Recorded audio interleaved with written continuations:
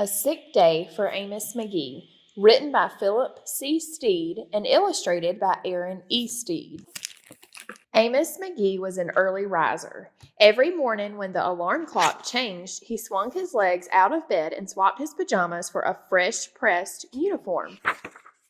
He would wind his watch and set a pot of water to boil, saying to the sugar bowl, "A spoonful for my oatmeal, please, and 2 for my teacup." Belly full and ready for the workday, he'd amble out the door.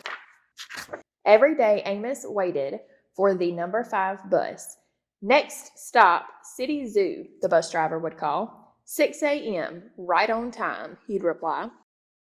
Amos had a lot to do at the zoo, but he always made time to visit his good friends.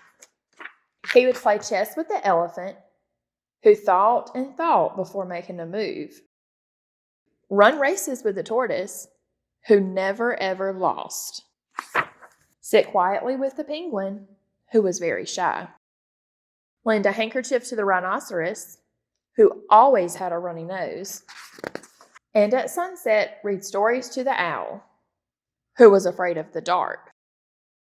One day, Amos awoke with the sniffles, and the sneezes, and the chills. He swung his achy legs out of bed, curled them back again, and said, "Ugh, I don't think I'll be going to work today." Meanwhile, at the zoo, the animals waited for their friend.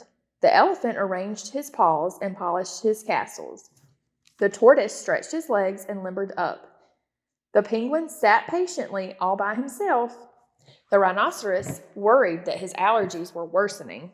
The owl perched atop a tall stack of storybooks, scratching his head with concern.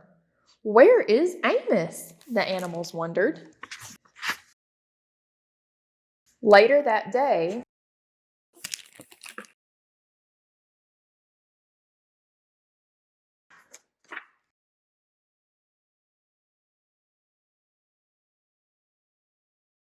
"Hooray! My good friends are here."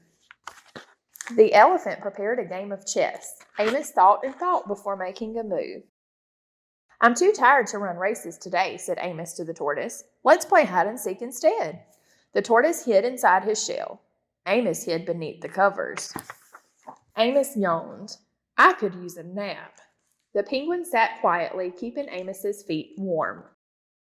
"Achoo!" Amos awoke with a sneeze. The rhinoceros was ready with a handkerchief. "I'm beginning to feel much better, thank you," said Amos to his friends. He swung his legs out of bed. "Perhaps we'll share a pot of tea." Amos wound his alarm clock. "It's getting late," he said. "After all, we have a morning bus to catch." So Amos said goodnight to the elephant, and goodnight to the tortoise, and goodnight to the penguin, and goodnight to the rhinoceros, and goodnight to the owl, who, knowing that Amos was afraid of the dark, read a story aloud before turning out the light.